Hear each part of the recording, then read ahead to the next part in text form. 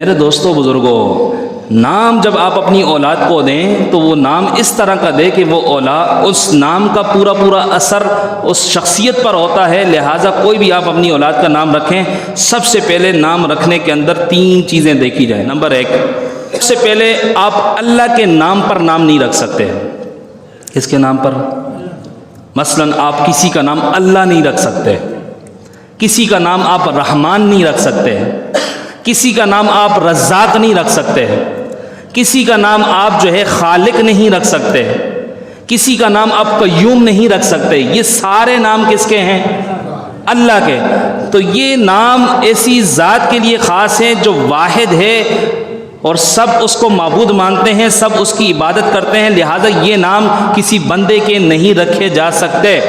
رکھنے ہیں تو ایک ہی طریقہ ہے، اگر خالق نام ہے تو رکھ دو عبد الخالق۔ اللہ رکھنا چاہتے ہو تو اللہ نہیں رکھ سکتے، رکھو عبداللہ۔ رحمان نام نہیں رکھ سکتے تو رکھو عبد الرحمن۔ قیوم نام نہیں رکھ سکتے تو آپ رکھیں عبد القیوم۔ مطلب عبد کے لفظ کو آپ جوڑیں گے تو یہ نام صحیح ہوگا۔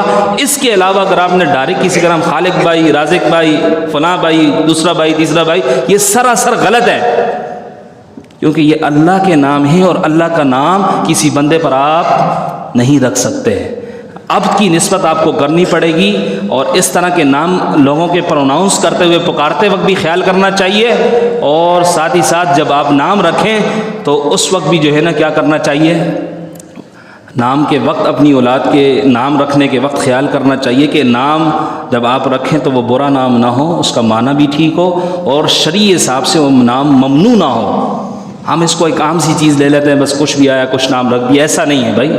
ان ناموں کے رکھتے وقت بھی چونکہ پوری زندگی وہ نام اس کا کیا کیا جائے گا؟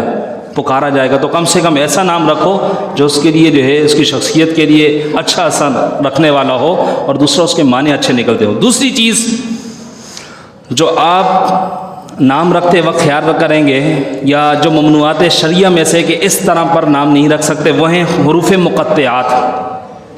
حروف مقطعات کے نام پر آپ نام نہیں رکھ سکتے۔ حروف مقطعات کیا ہیں؟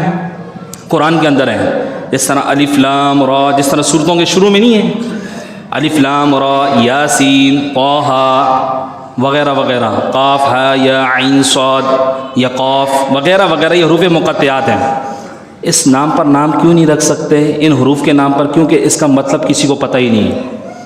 حروف مقطعات قرآن کے اندر وہ واحد حروف ہیں جس کا معنی صرف اللہ جانتا ہے، یا اللہ کے بتائے سے حضور جانتے ہیں۔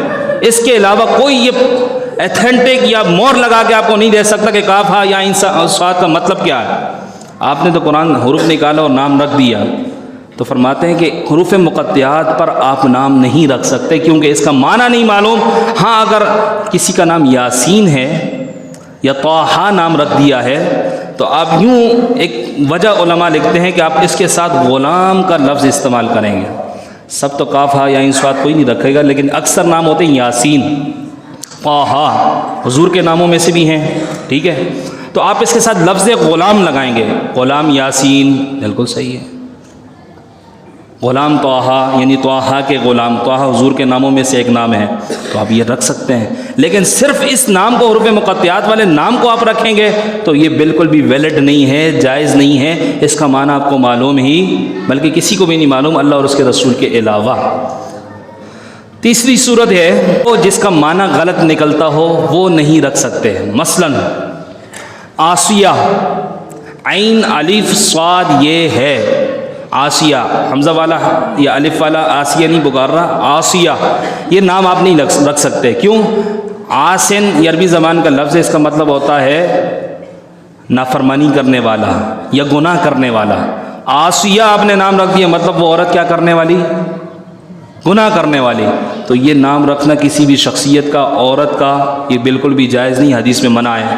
اسی طرح لا ریب، یہ نام نہیں رکھ سکتے آپ، بالکل صحیح نہیں ہے، کیونکہ اس کا مطلب ہوتا ہے، لا ریب کا مطلب ہے قرآن کے اندر کوئی شک نہیں، یہ لفظ ہے۔ اصل میں قرآن کے اندر سبجیکٹ بھی ہیں، قرآن کے اندر ناؤنس بھی ہیں، قرآن کے اندر وربس بھی ہیں، یعنی فعل بھی ہیں، فاعل بھی ہیں، مفعول بھی ہیں۔ جس طرح ایک نام ہے انعمتا، قرآن کے اندر ورڈ ہے، صراط الذین انعمت علیہم، لیکن ہم نے وہ حرف والا، میں نے ابھی تھوڑی دیر پہلے بتایا نا، حرف لے جاتے ہیں کوئی بھی نام، ہم نے نام رکھ دیا انمتا، اس کا کوئی معنی نہیں ہے، یہ نام رکھنا بھی غلط ہے۔ کیوں؟ اس کے اندر جو ہے ورب کو ایڈ کیا، پورا ایک یہ جملہ ہے، انعمتا کا مطلب ہوتا ہے جس پر تو نے انعام کیا، اس کا کوئی معنی تو نہ نکلا، یہ پورا ایک جملہ ہے۔ تو اس طرح لا ریب، کوئی شک نہیں، کوئی معنی نہیں ہے اس کے اندر کوئی ایسا کہ جس سے برکتیں حاصل ہوں، بالکل درست نہیں ہے۔ اسی طرح انعمتا، اس طرح یہ نام رکھنا بھی بالکل درست نہیں، کیونکہ اس میں معنی کی صحیح طور پر رہنمائی نہیں ہو رہی، اور معنی کا اثر اس کی شخصیت پہ بھی بالکل نہیں ہو سکتا، تو اس طرح کے نام سے بھی پرہیز کرنی چاہیے۔ اسی طرح ایسے نام رکھنا کہ جس میں خود اپنی بڑائی بیان کی جا رہی ہو، وہ نام بھی آپ نہیں رکھ سکتے۔ مثلاً بلکہ آقا کریم علیہ الصلوۃ والسلام کے زمانے میں بھی اگر کسی کے اس طرح نام پائے گئے، حضور نے وہ نام خود تبدیل کر کے دوسرے نام رکھ دیے۔ حضور کے زمانے میں ایک عورت کا نام تھا برہ، برہ کا مطلب ہے بری ہونے والی، یا پھر برہ کا مطلب ہوتا ہے نیکوکار، بہت زیادہ نیکوکار۔ اب اس معنی کے اس نام کے معنی میں خود اپنی بڑائی بیان کی جا رہی ہے کہ بندہ کیا ہے، نیکوکار ہے، تو حضور نے فرمایا برہ نام رکھنے کی اجازت نہیں، اس کا نام تبدیل کر کے زینب رکھ دیا یا جمیلہ نام رکھ دیا۔ اسی طرح آپ کسی کا نام فاروق اعظم نہیں رکھ سکتے، یا پھر آپ کسی کا نام صدیق اکبر نہیں رکھ سکتے، آپ کسی کا نام محی الدین نہیں رکھ سکتے۔ اب آپ کے ذہن میں یہ سوال آ رہا ہوگا، یار یہ صدیق اکبر ہم حضرت ابوبکر صدیق کو بھی بولتے ہیں، ہم تو حضرت عمر کو فاروق اعظم بھی بولتے ہیں، ہم محی الدین حضور غوث اعظم کو بھی بولتے ہیں۔ تو میرے دوستو بزرگوں، یہاں صرف ایک جواب اس کا یہ ہے کہ یہ محی الدین، فاروق اعظم یا صدیق اکبر یا اس کے علاوہ جتنے بھی ہیں، یہ ان کے نام نہیں ہیں، لقب ہے۔ کیا ہیں؟ اور لقب بندہ خود نہیں رکھتا، بلکہ لوگ عوام کسی کے اندر کوئی خاصیت دیکھتی ہے، تو جس طرح فاروق اعظم کو دیکھا، اس کے عدل کو دیکھا، اس کے نظام کو دیکھا، ان کی زندگی کو دیکھا، تو لوگوں نے انہوں پکارنا شروع کر دیا، یہ کیا ہیں؟ فاروق اعظم ہیں۔ صدیق اکبر کے اندر سب سچائی تھی، ہر بات میں سچ بولتے تھے، حضور نے آپ کو لقب دے دیے کہ آج کے بعد تمہارا لقب کیا ہے؟ صدیق ہے، تو صدیق اکبر کے لائے، نام تو عثمان تھا۔ اسی طرح جو ہے محی الدین، یہ حضور غوث اعظم کا نام تو نہیں ہے، یہ لقب ہے، دین کو زندہ کرنے والے ہیں، انہوں نے دین کی اشاعت کی، دین کی تبلیغ کی، تو لوگوں نے ان کو لقب دے دیے، کیا ہے؟ یہ دین کو زندہ کرنے والے۔ نام تو عبد القادر جیلانی تھا۔ تو یہ ایسے نام کہ جس کے اندر خود اپنی بڑائی بیان کی جا رہی ہو، ان ناموں کو آپ نہیں رکھ سکتے۔ اللہ تعالیٰ سے دعا ہے جو کچھ بیان کیا اس پر ہم سب کو عمل کی توفیق عطا فرمائے۔